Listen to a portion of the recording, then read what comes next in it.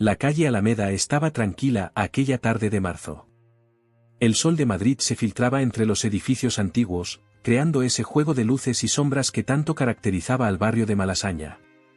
En el tercer piso del número 43, Mateo Suárez observaba desde la ventana de su apartamento cómo la ciudad seguía su ritmo imparable. A sus 62 años, la soledad se había convertido en su única compañera fiel. Sus manos, curtidas por años de trabajo como carpintero, sostenían una fotografía amarillenta. Él, Carmen y su hijo Javier, hacía ya más de 15 años. El timbre sonó, sacándolo de sus pensamientos. Probablemente sería la vecina del quinto, doña Pilar, con alguna nueva receta o chisme del barrio. Mateo dejó la fotografía sobre la mesa del comedor y se dirigió hacia la puerta. Al abrirla, el tiempo pareció detenerse. Frente a él no estaba doña Pilar, sino un hombre de unos 35 años, con ojos familiares y una expresión que mezclaba determinación y nerviosismo. «Papá», dijo con voz quebrada. Era Javier, el hijo que había partido hace 15 años tras una discusión que había terminado con puños sobre la mesa y palabras que nunca deberían haberse pronunciado. Mateo sintió que las piernas le fallaban. 15 años sin saber nada de Javier. 15 años preguntándose dónde estaría, si seguiría vivo, si algún día volvería. Y ahora estaba allí, frente a él, como si el tiempo hubiera decidido hacer una pausa en su marcha implacable. ¿Puedo pasar?, preguntó Javier con cierta timidez, como si realmente fuera un extraño pidiendo alojamiento en lugar del hijo que había crecido entre esas paredes. Mateo se apartó sin decir palabra, su rostro una máscara impenetrable. El mismo gesto serio y duro que Javier recordaba de su infancia y que había sido parte del problema. Dentro del apartamento, todo seguía igual, los mismos muebles fabricados por las manos de Mateo, las mismas cortinas que su madre había cosido antes de morir, el mismo reloj de pared que marcaba las horas con su tic-tac inmutable. «Tu madre lo escogió», dijo Mateo, notando la mirada de Javier sobre el reloj. Decía que su sonido le recordaba que la vida sigue, pase lo que pase. Javier asintió, incómodo. Hablar de Carmen siempre había sido difícil para ambos. Su muerte había sido el principio del fin para la relación entre padre e hijo. El cáncer se la llevó rápido, demasiado rápido, y ninguno supo cómo manejar el vacío que dejó. «Café», ofreció Mateo, dirigiéndose a la pequeña cocina sin esperar respuesta. Necesitaba hacer algo con las manos, ocuparse en algo para no pensar demasiado en lo que significaba tener a su hijo de nuevo en casa. «Sí, gracias», respondió Javier, sentándose en el sofá. Observó a su padre moverse por la cocina. Se veía más viejo, más cansado. El tiempo no había sido amable con él.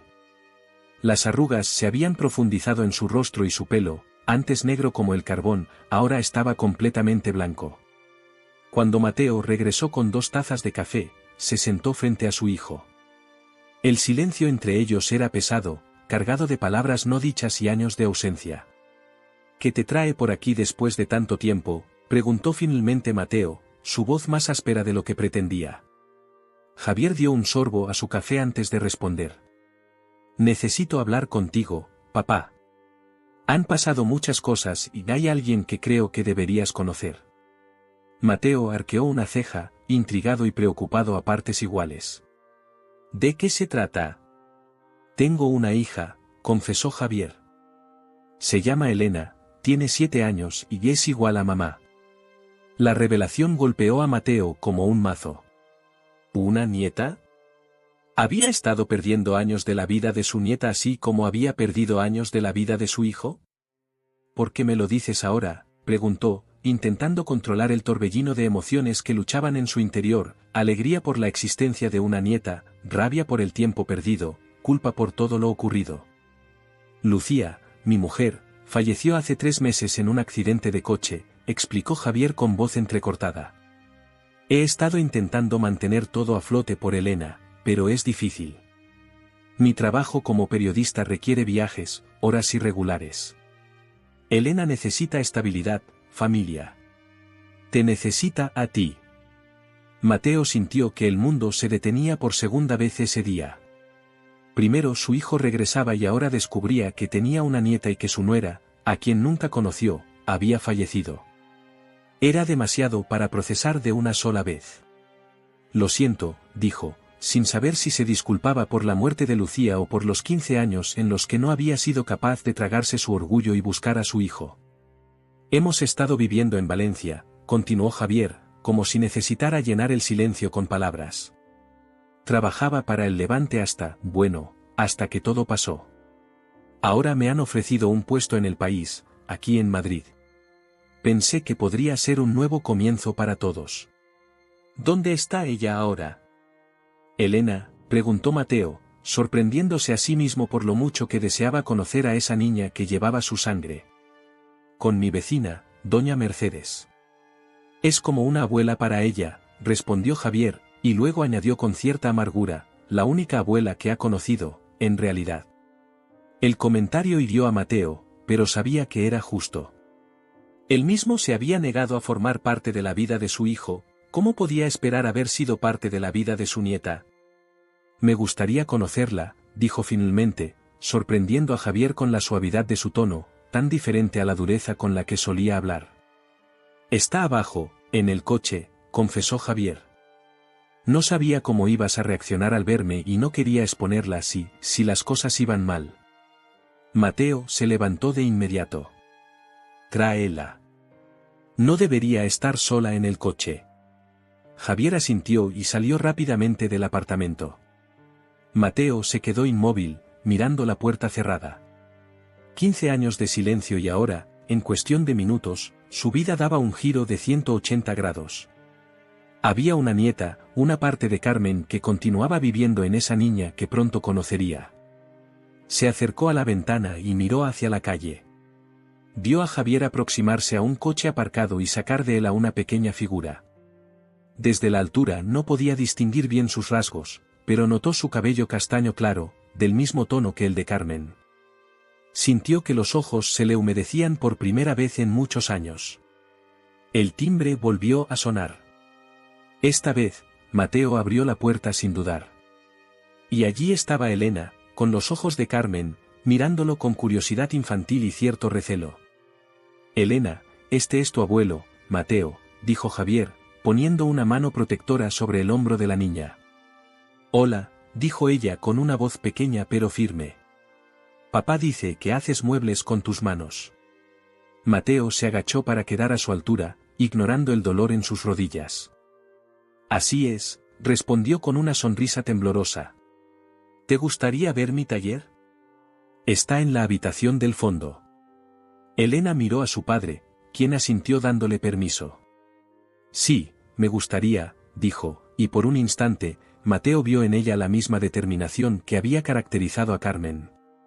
Los tres entraron al apartamento, cerrando la puerta tras ellos.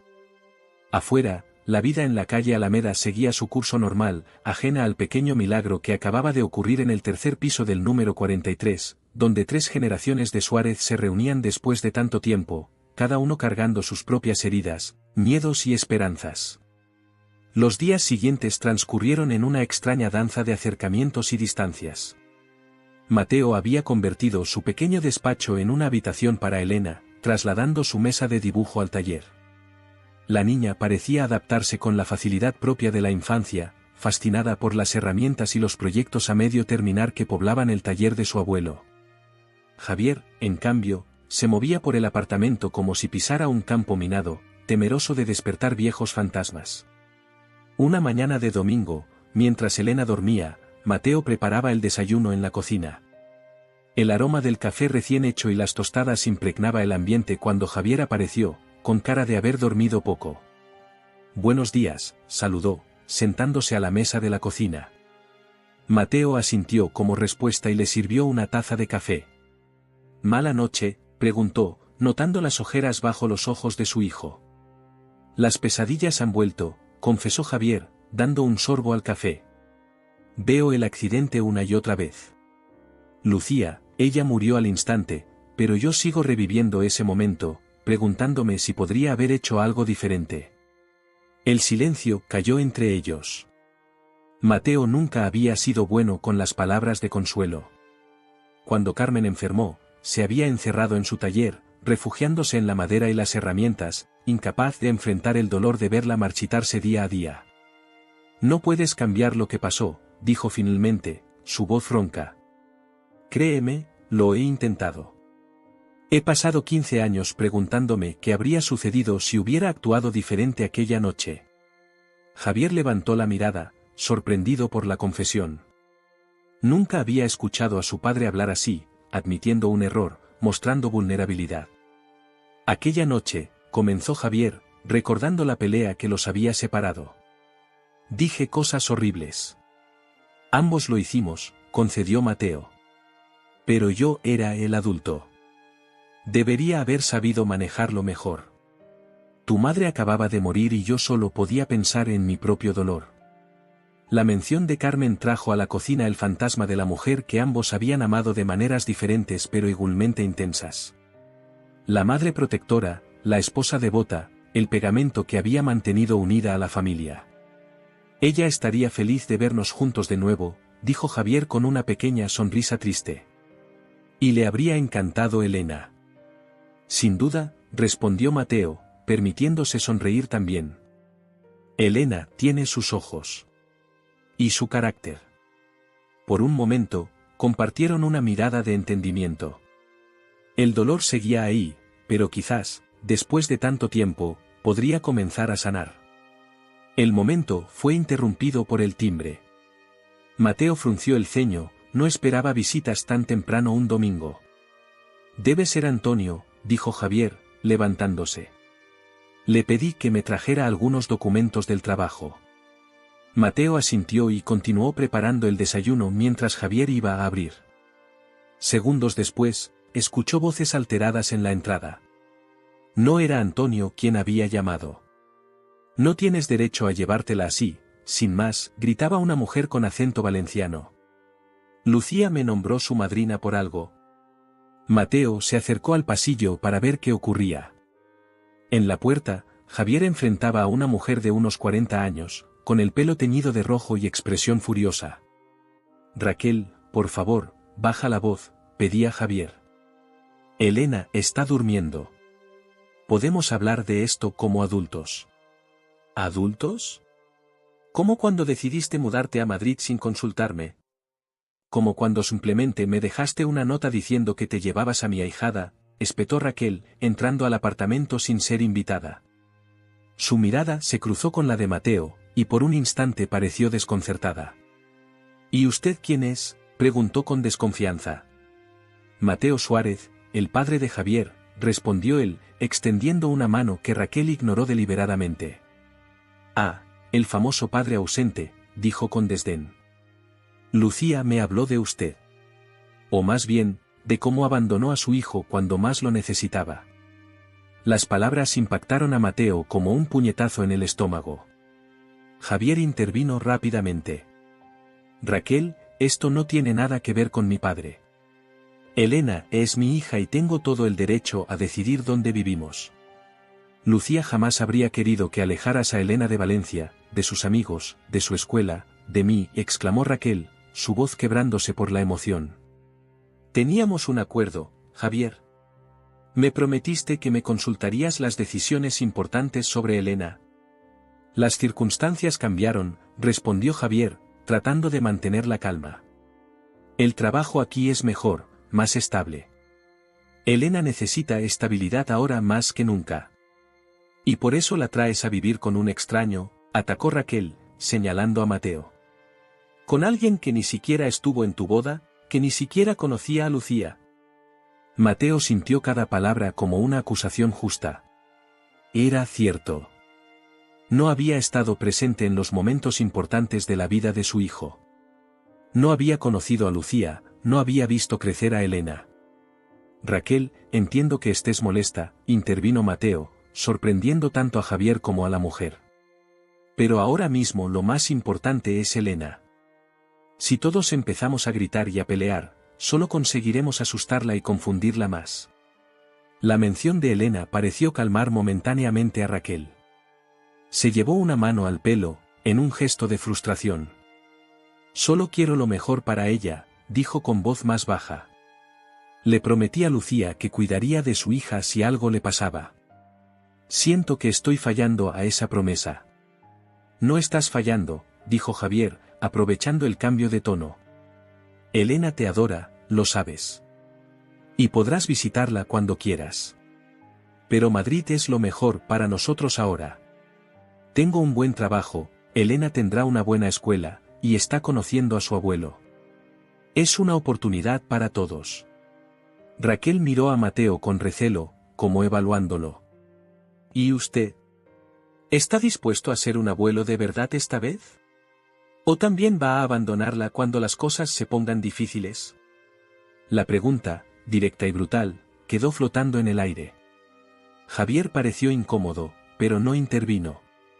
Era una pregunta válida, una preocupación legítima. No puedo cambiar el pasado, respondió Mateo después de unos segundos. Cometí errores, muchos. Pero puedo prometerle que haré todo lo posible para no repetirlos. Elena es un regalo que no merezco, pero que no pienso desaprovechar. Algo en la sinceridad de sus palabras pareció llegar a Raquel. Sus hombros se relajaron ligeramente. ¿Puedo verla?, preguntó, casi en un susurro. Claro, respondió Javier. Pero está dormida aún. ¿Por qué no te quedas a desayunar? Cuando despierte, se alegrará de verte. La tensión en el ambiente comenzó a disiparse. Los tres se dirigieron a la cocina, donde el café se había enfriado y las tostadas estaban duras. Mateo se dispuso a preparar más mientras Javier y Raquel se sentaban a la mesa, hablando en voz baja sobre Elena, sobre Valencia, sobre Lucía. Desde la cocina, Mateo los observaba. La mujer obviamente quería a Elena, se preocupaba por ella. Eso era bueno. La niña necesitaría toda la familia posible, toda la red de apoyo que pudieran proporcionarle. Abuelo, una vocecita soñolienta lo sorprendió. Elena estaba en la puerta de la cocina, con su pijama de dinosaurios y el pelo revuelto. Mateo aún no se acostumbraba a que lo llamara abuelo. Cada vez que lo hacía, sentía una mezcla de felicidad y culpa. Buenos días, pequeña, saludó con una sonrisa.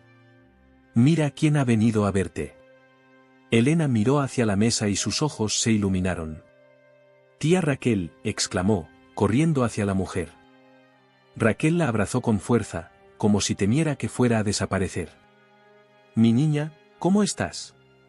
Te he echado mucho de menos. Elena comenzó a contarle sobre su nueva habitación, sobre el taller del abuelo, sobre el parque cercano donde había jugado el día anterior. Su entusiasmo infantil llenó la cocina, borrando temporalmente las tensiones adultas. Javier miró a su padre, por primera vez en muchos años, compartieron una sonrisa de complicidad. No sería fácil. Había demasiadas heridas abiertas, demasiados conflictos por resolver. Pero por Elena, quizás valía la pena intentarlo. Mientras servía el desayuno, Mateo reflexionó sobre lo rápido que podía cambiar la vida. Hacía apenas una semana, estaba solo en ese apartamento, atrapado en una rutina solitaria. Ahora tenía a su hijo de vuelta, una nieta que iluminaba cada rincón con su presencia, e incluso una especie de familia extendida en la figura de Raquel. La vida le estaba dando una segunda oportunidad. Esta vez, se prometió a sí mismo, no la desperdiciaría. La primavera madrileña avanzaba, trayendo consigo días más largos y temperaturas agradables. La vida en el apartamento de la calle Alameda había adquirido una nueva rutina. Mateo llevaba a Elena al colegio por las mañanas mientras Javier se dirigía a la redacción de El País, luego, Mateo trabajaba en su taller hasta la hora de recoger a su nieta. Las tardes las pasaban los tres juntos, a veces en el parque, otras veces en el taller donde Elena mostraba una sorprendente habilidad para el trabajo manual, heredada sin duda de su abuelo. Raquel había regresado a Valencia tras pasar un fin de semana con ellos, no sin antes hacer que Javier firmara un acuerdo informal sobre visitas regulares. La tensión inicial se había disipado, aunque Mateo sospechaba que la mujer seguía desconfiando de él. No podía culparla. Aquella tarde de finales de abril, Mateo terminaba de lijar una pequeña caja de madera que estaba construyendo para Elena, cuando el teléfono sonó. Era una llamada de la escuela, Elena había tenido un pequeño accidente durante la clase de educación física. Nada grave, aseguraron, solo un rasguño en la rodilla, pero la niña estaba disgustada y pedía que fueran a buscarla. Mateo tomó su chaqueta y se dirigió rápidamente hacia la escuela. Al llegar, encontró a Elena sentada en la enfermería, con una tirita en la rodilla y los ojos rojos de haber llorado. Vaya, parece que alguien ha tenido una aventura hoy, dijo Mateo con tono ligero, intentando animarla. Elena lo miró con esos ojos tan parecidos a los de Carmen y soltó un sollozo repentino que lo tomó por sorpresa. No quiero estar aquí, abuelo, dijo entre hipidos. Quiero volver a Valencia, con mis amigos, con tía Raquel, con mamá. Las últimas palabras se convirtieron en un llanto desconsolado. Mateo se sentó a su lado y la abrazó torpemente, sin saber muy bien cómo consolar ese tipo de dolor. Tu mamá no está en Valencia, pequeña, dijo suavemente. Tu mamá está. Sí está, interrumpió Elena con vehemencia. Tía Raquel me lo dijo. Dijo que mamá está durmiendo en un lugar especial en Valencia y que algún día despertará. Pero ahora estamos aquí y mamá no sabrá dónde encontrarnos cuando despierte. Mateo sintió un nudo en el estómago. La niña no comprendía que su madre había muerto. O alguien, probablemente Raquel, le había dado una versión edulcorada que ahora la confundía aún más. Después de hablar con la enfermera y firmar los papeles necesarios, Mateo llevó a Elena a casa. En el camino compraron un helado, lo que pareció calmar momentáneamente a la niña, aunque Mateo podía ver que seguía afectada. Al llegar al apartamento, Mateo llamó a Javier para informarle de lo sucedido. Su hijo quedó en regresar lo antes posible. Mientras esperaban, Mateo intentó distraer a Elena mostrándole la caja que estaba construyendo para ella. La niña mostró interés, pero su mente parecía estar en otro lugar. Abuelo, dijo de repente, ¿tú sabes dónde está el lugar especial donde duerme mamá? Mateo se sentó frente a ella, pensando cuidadosamente sus palabras. No quería mentirle, pero tampoco sentía que fuera su lugar explicarle la verdad sobre la muerte. Eso debería hacerlo Javier. Creo que esa es una conversación que deberías tener con tu papá, respondió finalmente. Elena frunció el ceño, claramente insatisfecha con la respuesta. Papá siempre se pone triste cuando hablo de mamá. Y ahora tía Raquel está lejos. Tú eres el único que puede decirme.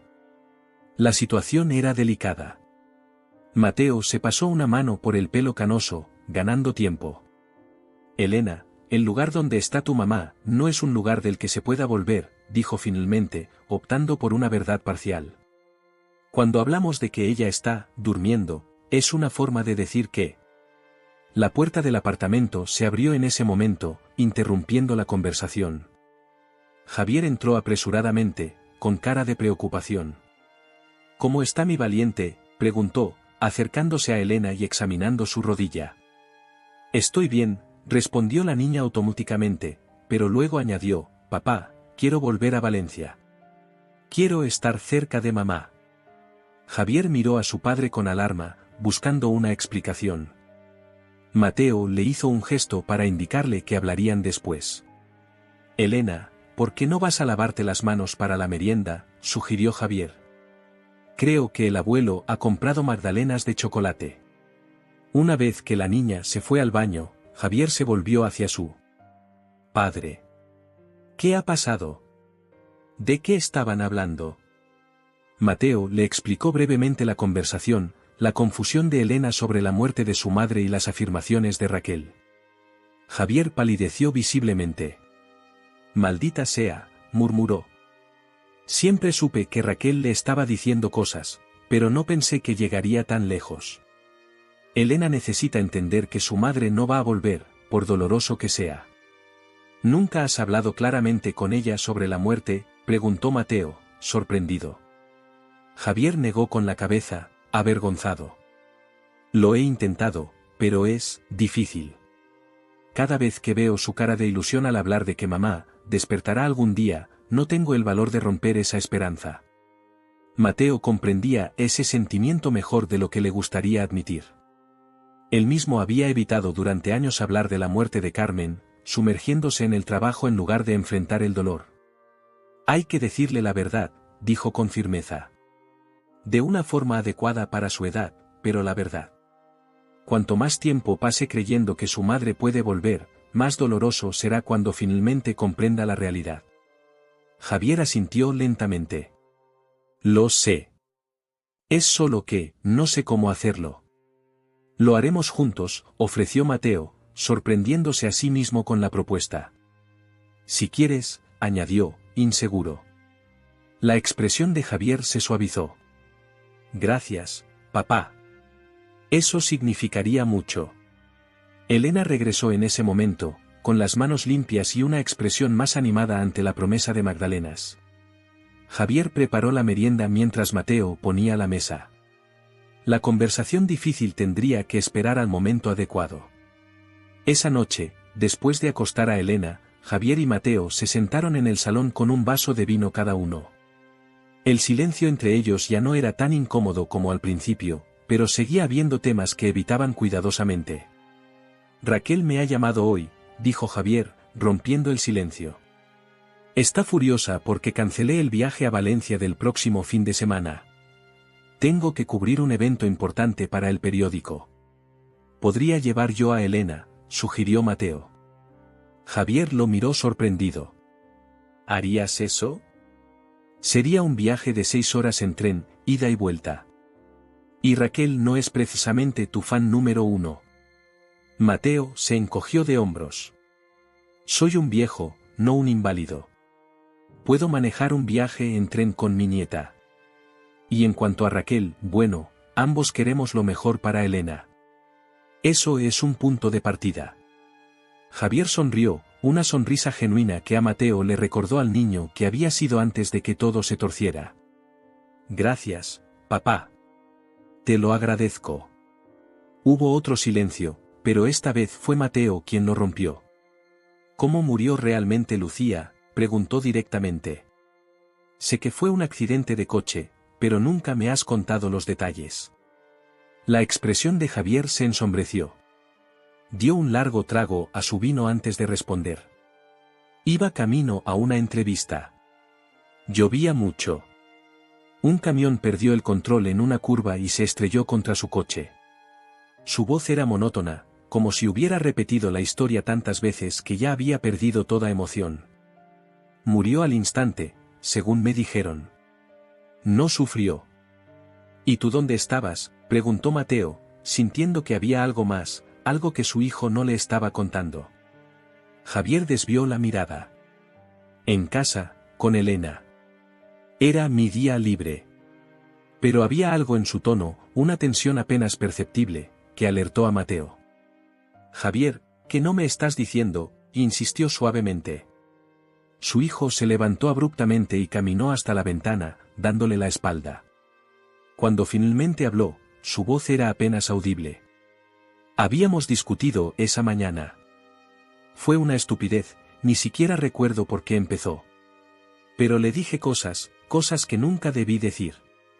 Ella salió furiosa, dando un portazo.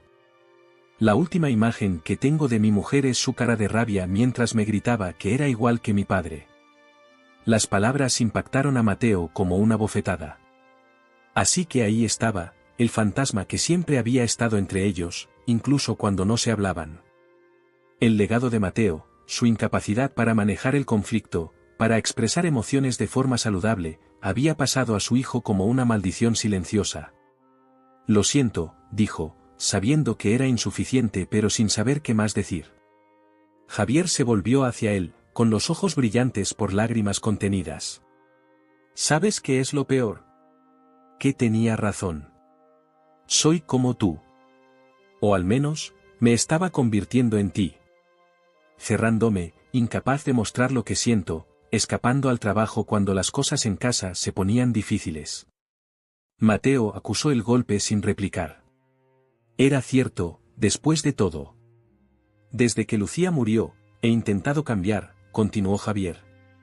Por Elena. No quiero que crezca con un padre como el que yo tuve. Las palabras dolían, pero Mateo reconocía su verdad. ¿Y cómo lo estás haciendo?, preguntó con sinceridad. Javier soltó una risa amarga. Ni siquiera soy capaz de decirle a mi hija que su madre está muerta. ¿Cómo crees que lo estoy haciendo? En un movimiento impulsivo, Mateo se levantó y se acercó a su hijo. Dudó un instante antes de abrazarlo torpemente. Javier se tensó, sorprendido por el gesto, pero luego se relajó en el abrazo. Lo estás intentando, murmuró Mateo. Eso ya es más de lo que yo hice. El abrazo duró apenas unos segundos antes de que ambos se separaran, incómodos por la muestra de afecto a la que no estaban acostumbrados. Pero algo había cambiado entre ellos, un muro invisible había comenzado a caer. Mañana, dijo Javier, regresando a su asiento. Mañana hablaremos con Elena sobre su madre. Es hora de que conozca la verdad. Mateo asintió, consciente de que la conversación no sería fácil. Pero también sabía que era necesaria, tanto para Elena como para Javier.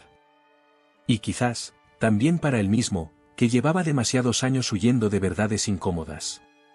Por primera vez en mucho tiempo, Mateo sintió una chispa de esperanza real. No solo por la relación con su hijo y su nieta, sino por la posibilidad de romper el ciclo de silencio y distancia que había marcado a su familia durante generaciones. Tal vez, solo tal vez, no era demasiado tarde para aprender a ser el padre que nunca fue y el abuelo que Elena necesitaba. El sábado amaneció con un cielo despejado y una brisa suave que mecía las cortinas del salón. Mateo preparaba el desayuno mientras Javier ponía la mesa. Ambos habían dormido poco, pensando en la conversación que tendrían con Elena. Habían decidido llevarla al retiro después del desayuno, pensando que el parque sería un buen lugar para hablar de temas difíciles. ¿Estás seguro de que estás preparado para esto?, preguntó Mateo, colocando la tortilla recién hecha en un plato. Javier asintió, aunque la tensión en su mandíbula delataba su nerviosismo. No se trata de estar preparado. Se trata de hacer lo correcto para Elena. El sonido de unos pequeños pies descalzos sobre el parqué anunció la llegada de la niña. Elena entró en la cocina frotándose los ojos, con su pijama de dinosaurios y el pelo enmarañado. Buenos días, princesa, saludó Javier, agachándose para darle un beso. ¿Has dormido bien?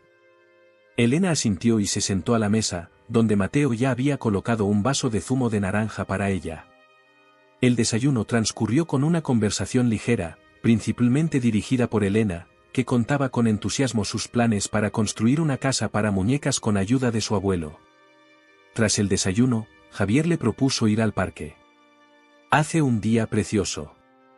Podríamos dar un paseo por el retiro, alquilar una barca y luego comer un helado. ¿Qué te parece? La cara de Elena se iluminó. Sí.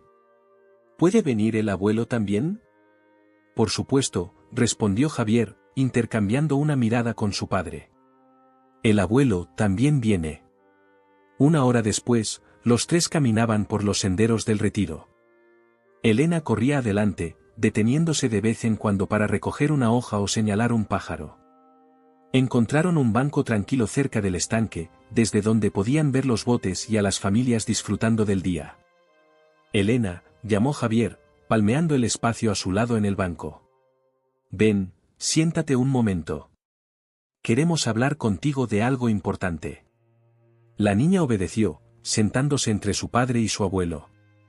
Su expresión se volvió seria al notar el tono de Javier. ¿He hecho algo malo?, preguntó, mirando alternativamente a ambos adultos. No, cielo, nada de eso, se apresuró a asegurar Javier. Es sobre mamá. Creo que es hora de que hablemos claramente sobre lo que le pasó. Elena se tensó visiblemente. ¿Sobre el lugar especial donde está durmiendo? Javier tomó aire profundamente antes de continuar. Elena, cuando las personas hablan de que alguien está durmiendo, después de un accidente como el de mamá, no es un sueño del que se pueda despertar. Los grandes ojos de la niña se fijaron en su padre, intentando comprender. ¿Qué quieres decir? Tu mamá murió en el accidente, Elena, dijo Javier con voz suave pero clara. Eso significa que su cuerpo dejó de funcionar y su espíritu se fue. No va a volver, amor. No puede despertar porque no está durmiendo. Ha muerto. Elena frunció el ceño, procesando la información. Pero tía Raquel dijo. Tía Raquel, interrumpió Javier, eligiendo cuidadosamente sus palabras, quería protegerte del dolor. A veces los adultos hacemos eso, aunque no sea lo correcto. Decimos cosas que creemos que harán menos daño, pero al final pueden confundir más. Las lágrimas comenzaron a acumularse en los ojos de la niña. ¿Entonces no voy a ver a mamá nunca más? La pregunta, tan directa y dolorosa, hizo que Javier tuviera que parpadear para contener sus propias lágrimas. No, cariño. No en esta vida. ¿Está en el cielo?, preguntó Elena con un hilo de voz. Javier miró brevemente a Mateo, buscando ayuda. La religión nunca había sido un tema importante en su casa, y se encontraba sin saber exactamente qué responder. Algunos creen que sí, intervino Mateo con suavidad. Otros piensan que las personas que amamos siguen viviendo en nuestros recuerdos y en nuestros corazones. Lo cierto es que nadie sabe con seguridad qué hay después de la muerte, Elena.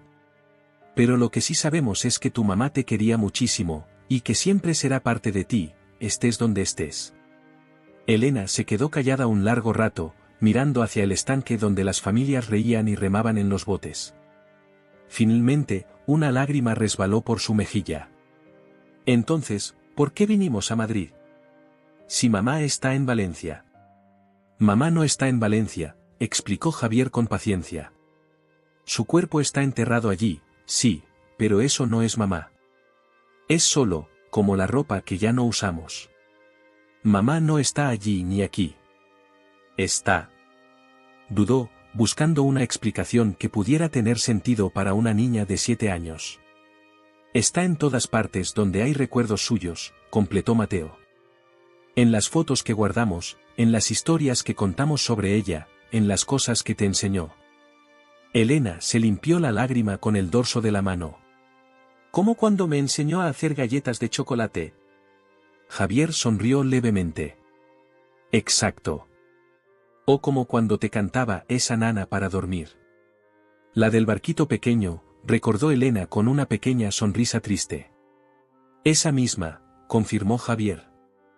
Cada vez que la cantas, cada vez que haces galletas como ella te enseñó, es como si una pequeña parte de mamá siguiera aquí con nosotros.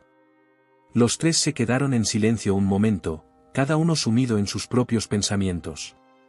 Mateo recordaba a Carmen, como la muerte había golpeado a su propia familia, como él había manejado, o más bien, no había manejado, el duelo.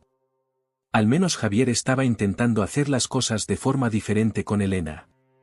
¿Puedo llevarle flores a mamá cuando vayamos a Valencia?, preguntó de repente la niña. Claro que sí, respondió Javier, abrazándola. Le encantaban los girasoles, ¿te acuerdas? Elena asintió contra el pecho de su padre. Podemos poner girasoles en su tumba y contarles sobre Madrid y sobre el abuelo. Es una idea preciosa, dijo Mateo, conmovido por la capacidad de su nieta para procesar un concepto tan complejo como la muerte. Elena se separó del abrazo y miró a su abuelo con curiosidad. Abuelo, ¿la abuela también está muerta? Mateo asintió, sintiendo el peso familiar del dolor, más suave después de tantos años pero nunca completamente ausente. Sí, hace muchos años ya. ¿Y le llevas flores a su tumba? La pregunta inocente golpeó a Mateo como un puñetazo. No, no lo hacía. No había visitado la tumba de Carmen en años. Al principio porque el dolor era demasiado fuerte, luego porque se había acostumbrado a su ausencia, a vivir sin ella, a no pensar en ello. No tan a menudo como debería, admitió finalmente. Pero quizás podríamos llevarle algunas la próxima vez que visitemos el cementerio. A tu abuela le gustaban las margaritas. Elena pareció satisfecha con esta respuesta. Se levantó del banco y señaló hacia el estanque. ¿Podemos ir a los botes ahora? Javier miró a Mateo, como preguntándole si estaba bien pasar a otra actividad después de una conversación tan intensa. Mateo asintió. Los niños procesaban el duelo de manera diferente a los adultos, en fragmentos pequeños, intercalados con momentos de normalidad. Vamos a los botes, dijo Javier, levantándose y tomando la mano de su hija. Mientras caminaban hacia el embarcadero, Elena iba entre ellos, sosteniendo una mano de cada uno. De repente, se detuvo y miró hacia arriba. «¿Papá? ¿Tengo que llamar a tía Raquel y decirle que sé que mamá está muerta?» Javier se agachó para quedar a su altura. «No tienes que hacer nada que no quieras hacer, cielo. Pero quizás podamos llamarla juntos esta noche y hablar con ella. ¿Te parece bien?» Elena asintió y siguió caminando. De repente, parecía más mayor, como si la verdad, por dolorosa que fuera, le hubiera dado una nueva madurez. Mateo observaba la interacción entre padre e hija con una mezcla de admiración y melancolía. ¿Cómo habría sido su relación con Javier si hubiera sido más abierto, más dispuesto a hablar sobre las cosas difíciles? ¿Habrían perdido 15 años de sus vidas si él hubiera sabido manejar mejor su propio dolor tras la muerte de Carmen? El pasado no podía cambiarse, pero quizás el futuro aún tenía esperanza. Quizás no era demasiado tarde para aprender de los errores y construir algo nuevo a partir de las cenizas de lo que una vez se había perdido. La estación de Atocha bullía de actividad aquel viernes por la mañana. Mateo sujetaba firmemente la mano de Elena mientras esperaban la salida del AVE que los llevaría a Valencia. La niña daba pequeños saltitos de emoción, alternando su atención entre los enormes tablones de horarios y la mochila rosa que Javier acababa de entregarle, llena de cuentos, lápices de colores y un pequeño álbum de fotos. «¿Seguro que estaréis bien?», preguntó Javier por enésima vez, ajustando la bufanda de Elena aunque no hacía frío. «Por favor, hijo, he sobrevivido a casi 70 años en este mundo. Creo que puedo manejar un viaje en tren con una niña de 7 años», respondió Mateo con un deje de ironía. Javier sonrió, avergonzado. Lo sé. Es solo que, es la primera vez que me separo de ella desde que...». No necesitaba terminar la frase. Desde la muerte de Lucía, Javier apenas había dejado a Elena fuera de su vista más que para ir al colegio. «Estaremos bien», aseguró Mateo. «Y te llamaremos en cuanto lleguemos a casa de Raquel». La mujer había accedido a regañadientes a que fuera Mateo quien acompañara a Elena en esta visita. Por Elena, había dicho por teléfono con tono seco. Solo por ella. El anuncio de la próxima salida del tren interrumpió la conversación. Javier se agachó para abrazar a su hija. «Pórtate bien con el abuelo y con tía Raquel, ¿vale? Y recuerda llamarme esta noche antes de dormir». «Sí, papá», respondió Elena con ese tono ligeramente exasperado que usan los niños cuando sienten que los adultos repiten demasiado las cosas. Después de un último abrazo y varias recomendaciones más, Javier los vio subir al tren. Mateo notó con cierta satisfacción que su hijo esperó en el andén hasta que el tren partió, saludando a través de la ventanilla. Hacía apenas un mes, habría dudado que fuera posible tener este tipo de momentos familiares normales con Javier. El viaje transcurrió tranquilo.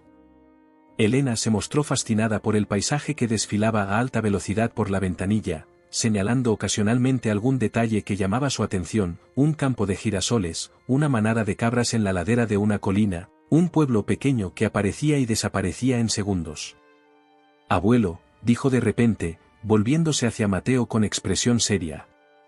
«¿Por qué tú y papá no os hablabais?». La pregunta pilló a Mateo desprevenido.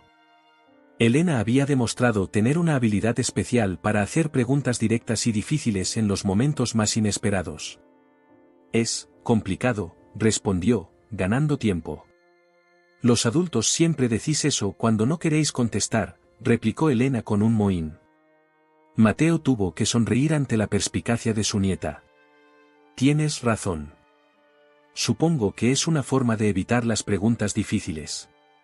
Hizo una pausa, considerando cómo explicar 15 años de silencio y rencor a una niña. «Tu papá y yo tuvimos una pelea muy fuerte hace muchos años, cuando murió tu abuela. Dijimos cosas que hirieron nuestros sentimientos, y luego, simplemente dejamos de hablarnos». «¿Durante 15 años?», preguntó Elena, incrédula. «Yo cuando me enfado con Martina en el cole, a veces no le hablo durante todo el recreo, pero luego se me pasa». La simpleza de su lógica infantil hizo que Mateo sintiera vergüenza. Visto a través de los ojos de un niño, 15 años de silencio por una pelea parecía absurdo, porque lo era. Los adultos a veces somos tontos, Elena, admitió. Nos aferramos al orgullo y al rencor durante mucho tiempo, en lugar de hablar y arreglar las cosas como deberíamos. Como cuando mamá y papá se enfadaban y luego papá le traía flores y se daban un beso, dijo Elena con naturalidad. Exacto. Eso es lo que deberíamos haber hecho tu padre y yo. Pero ninguno de los dos dio el primer paso, y los días se convirtieron en semanas, las semanas en meses, y los meses en años. Elena pareció reflexionar sobre esto. Pero ahora ya no estáis enfadados, ¿verdad? No, respondió Mateo con sinceridad. Ahora estamos intentando recuperar el tiempo perdido. Por mí, afirmó Elena con seguridad. Mateo la miró, sorprendido por su percepción. En parte, sí. Tú has sido como un puente entre nosotros. Pero también porque tanto tu padre como yo nos hemos dado cuenta de lo tonto que fue haber estado separados tanto tiempo. El resto del viaje lo pasaron jugando al veo-veo y compartiendo un bocadillo que Javier había preparado para ellos. Cuando finalmente llegaron a la estación de Valencia, Mateo sintió un nudo en el estómago al divisar a Raquel esperándolos en el andén. La mujer los recibió con una expresión que mezclaba alegría por ver a Elena y recelo hacia Mateo. Abrazó a la niña con fuerza y luego extendió una mano formal hacia el hombre. Señor Suárez, saludó con frialdad. Raquel, respondió él, estrechando su mano. Gracias por recibirnos en tu casa. El apartamento de Raquel estaba en el Cabanyal, el antiguo barrio de pescadores de Valencia. Era pequeño pero acogedor, decorado con cerámica valenciana y fotografías enmarcadas de Elena y Lucía. Mateo notó que no había ninguna foto de Javier. Tu habitación está como la dejaste, dijo Raquel a Elena, guiándola por un pequeño pasillo. He comprado esos cereales que tanto te gustan para el desayuno de mañana. Mateo los siguió, sintiéndose incómodo y fuera de lugar. Raquel le mostró el sofá del salón, que había preparado con sábanas y una almohada. Es lo mejor que puedo ofrecer, dijo con un tono que sugería que era más de lo que él merecía. Es perfecto, gracias, respondió Mateo con educación. Después de que Elena deshiciera su pequeña maleta y Raquel le preparara una merienda, la mujer sugirió dar un paseo por la playa. El Mediterráneo estaba a apenas 10 minutos caminando, y Elena se entusiasmó con la idea. Mientras caminaban por el paseo marítimo, con Elena corriendo adelante para recoger conchas, Raquel finalmente rompió el silencio tenso que se había instalado entre ellos. Javier me dijo que ya hablaron con Elena sobre Lucía, comentó, manteniendo la vista fija en la niña que se agachaba. Para examinar algo en la arena. Sí, confirmó Mateo. Creímos que era lo mejor para ella. Raquel apretó los labios. ¿Y quiénes sois vosotros para decidir qué es lo mejor para ella? Javier apenas ha sido un padre presente el último año, sumido en su trabajo y su duelo. Y usted ni siquiera existía en su vida hasta hace un mes. Las palabras estaban cargadas de resentimiento, pero Mateo decidió no tomar el anzuelo. Tienes razón, concedió, sorprendiendo a Raquel. No soy nadie para decidir qué es mejor para Elena. Apenas la conozco. Pero sé lo que es proteger a un niño de verdades dolorosas pensando que es lo mejor, y sé que a la larga causa más daño que bien. Raquel lo miró con una mezcla de sorpresa y desconfianza. ¿Habla por experiencia propia? Mateo asintió. Cuando Carmen, mi mujer, murió, me encerré en mí mismo. No hablaba de ella, no lloraba delante de Javier, intentaba actuar como si nada hubiera cambiado. Pensaba que así lo protegía. Lo único que conseguí fue que mi hijo se sintiera solo en su dolor y que, eventualmente, explotara en ira contra mí. Raquel permaneció en silencio un momento, observando a Elena que ahora se había acercado a la orilla y dejaba que las olas mojaran sus pies, riendo cada vez que el agua fría tocaba su piel. Yo solo quería que no sufriera, dijo finalmente. Es tan pequeña, y ya ha perdido tanto. Lo sé, respondió Mateo con suavidad. Y has hecho un trabajo maravilloso cuidando de ella. Se nota cuánto te quiere. Algo en el rostro de Raquel se suavizó ligeramente. Lucía era mi mejor amiga desde la universidad.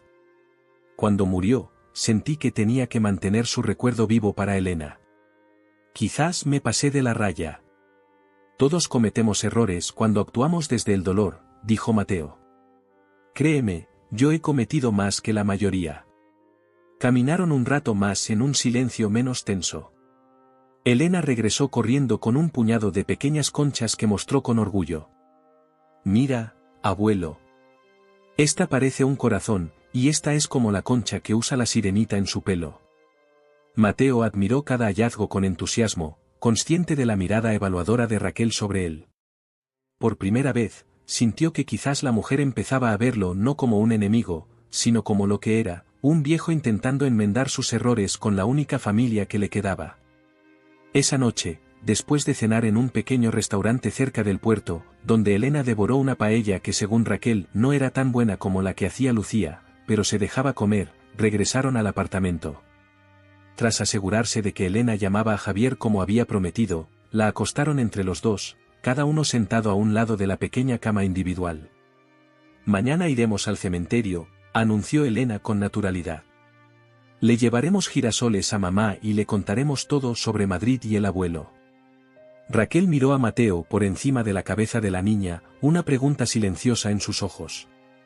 Eso haremos, confirmó él. Y luego podríamos ir a ese parque de atracciones del que me has hablado todo el viaje. El Biopark, exclamó Elena con emoción. Tienen leones y jirafas y monos. A tía Raquel no le gustan los monos porque dicen que son muy ruidosos, pero a mí me encantan. A mí también, dijo Mateo, guiñándole un ojo.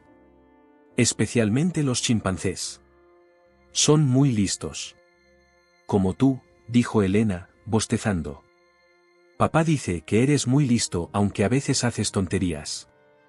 Mateo tuvo que contener una carcajada ante la franqueza infantil. Tu papá tiene razón, admitió.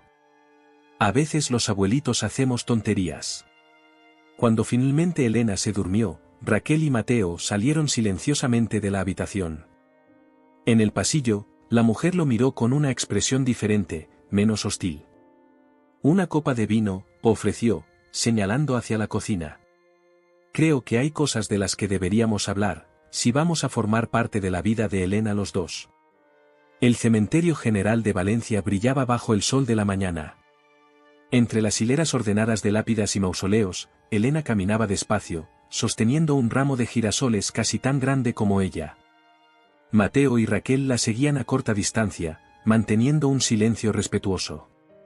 La tumba de Lucía era sencilla pero elegante, mármol blanco con letras doradas que recogían su nombre, las fechas de su nacimiento y muerte, y una frase que Mateo supuso habría elegido Javier: el amor perdura más allá del tiempo.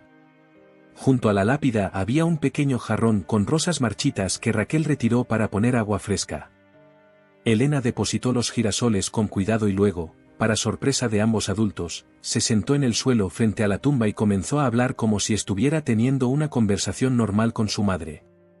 Hola, mamá. Te he traído girasoles porque sé que son tus favoritos. Estoy en Valencia con el abuelo y tía Raquel. Papá no ha podido venir porque tiene que trabajar, pero te manda muchos besos. Mateo y Raquel intercambiaron una mirada, conmovidos por la naturalidad con la que la niña se dirigía a su madre fallecida. Sin ninguna incomodidad, Elena continuó contándole sobre su nueva vida en Madrid, su escuela, el taller del abuelo, y cómo estaba aprendiendo a hacer pequeños trabajos en madera. El abuelo es muy bueno haciendo cosas con madera, como papá me contó que tú eras buena haciendo pasteles. Me está enseñando a usar papel de lija, pero no me deja tocar las herramientas con filo todavía porque dice que son peligrosas. Cuando sea mayor quiero tener mi propio taller.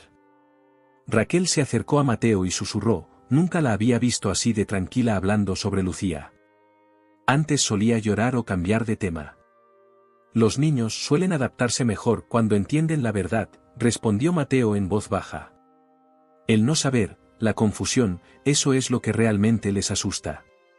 La mujer asintió, pensativa. La conversación que habían tenido la noche anterior, compartiendo una botella de vino hasta bien entrada la madrugada, había cambiado algo entre ellos. No eran amigos, Probablemente nunca lo serían, pero habían llegado a un entendimiento basado en el amor que ambos sentían por Elena. Mamá, creo que el abuelo y tía Raquel se están haciendo amigos, comentó Elena, como si hubiera leído sus pensamientos. Anoche hablaron hasta muy tarde. Los escuché cuando me levanté para ir al baño. Mateo no pudo evitar sonreír. Nada escapaba a la atención de su nieta. Y ahora vamos a ir al biopark, continuó Elena. El abuelo nunca ha visto los leones de Valencia y yo le voy a enseñar todo. Tía Raquel dice que después podemos ir a la Ciudad de las Artes y las Ciencias porque al abuelo le gustaría, aunque es para mayores. A mí me gusta la parte del acuario. Tras unos minutos más de monólogo, Elena pareció dar por finalizada la visita. Se levantó, besó la punta de sus dedos y luego tocó el nombre de su madre grabado en la piedra. Te quiero, mamá. Volveré pronto. De camino al biopark, Elena iba entre Mateo y Raquel, cogida de las manos de ambos. La tensión de los primeros momentos juntos se había disipado considerablemente, aunque Mateo notaba que Raquel seguía observándolo con cierta cautela, como evaluando cada una de sus interacciones con la niña. El parque resultó ser una experiencia maravillosa. Elena demostraba conocer el lugar a la perfección, guiando a su abuelo con la autoridad de un pequeño guía turístico profesional. Le explicaba datos curiosos sobre los animales, algunos probablemente aprendidos de visitas anteriores con Lucía y Raquel, otros quizás producto de su imaginación infantil. Los leones pueden dormir hasta 20 horas al día, informó Elena con seriedad mientras observaban a un majestuoso león tumbado bajo la sombra de un árbol.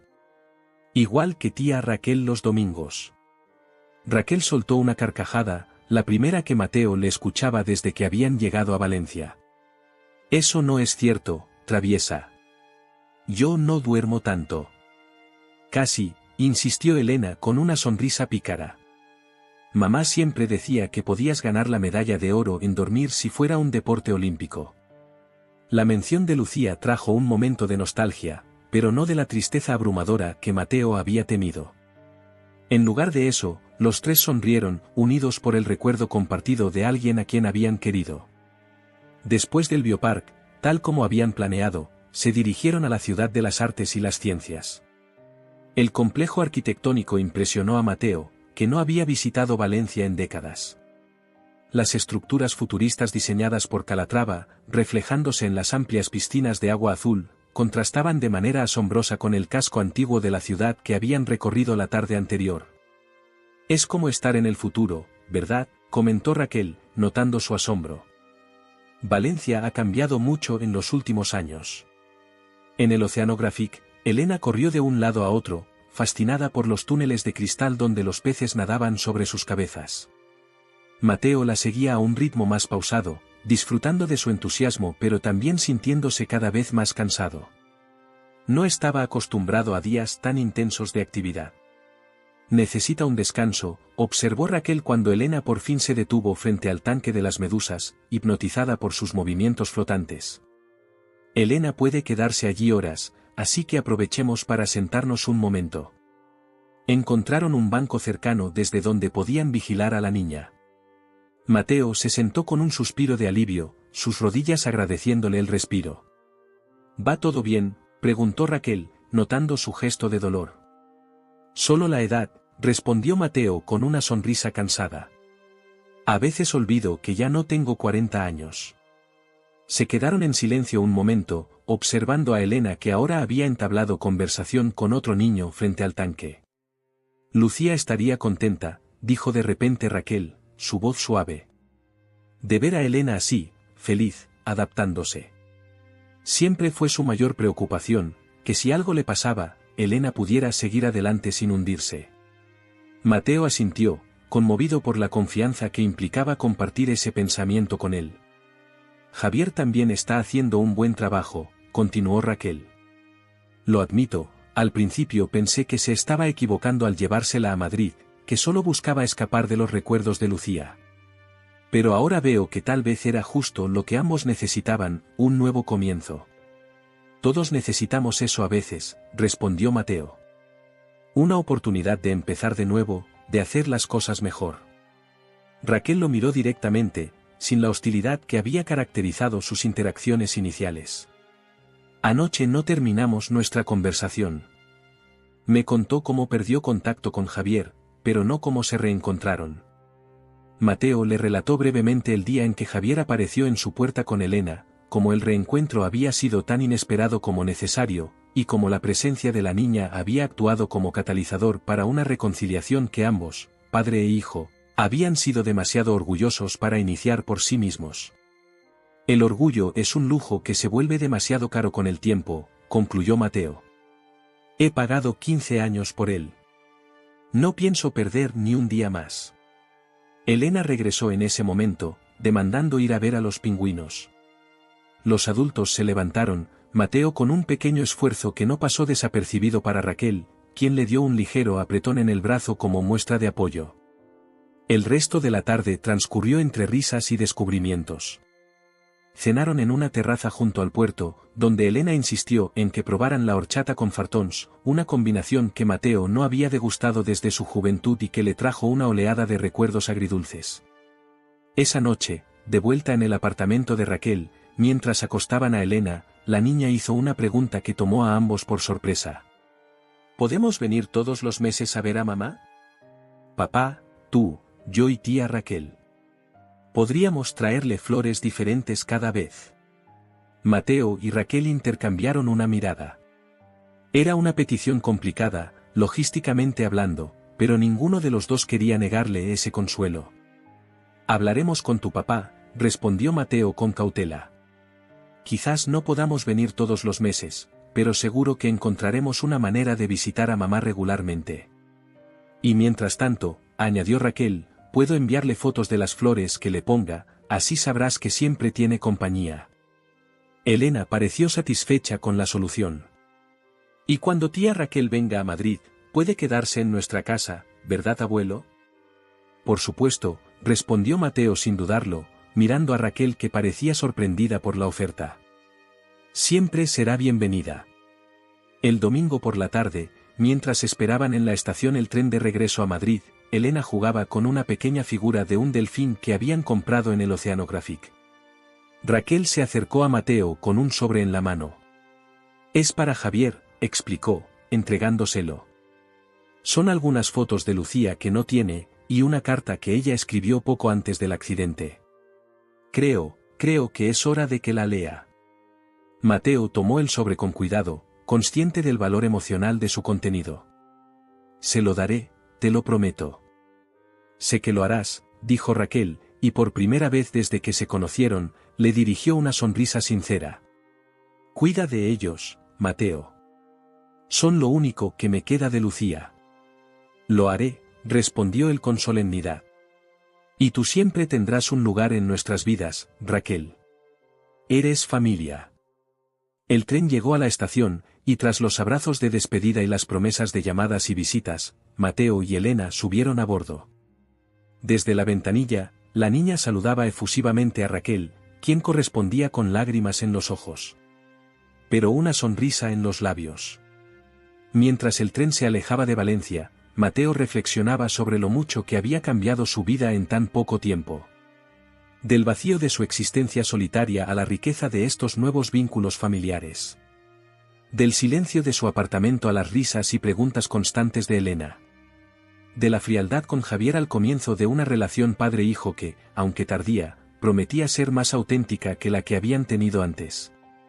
¿En qué piensas, abuelo?, preguntó Elena, notando su ensimismamiento.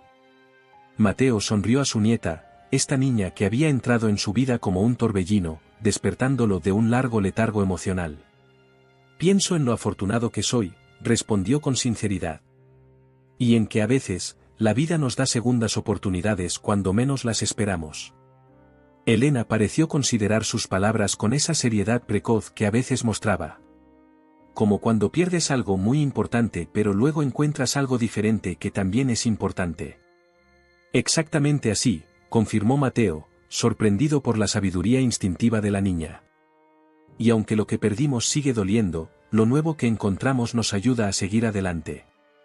Elena asintió, satisfecha con la respuesta, y volvió su atención al paisaje que pasaba velozmente por la ventanilla.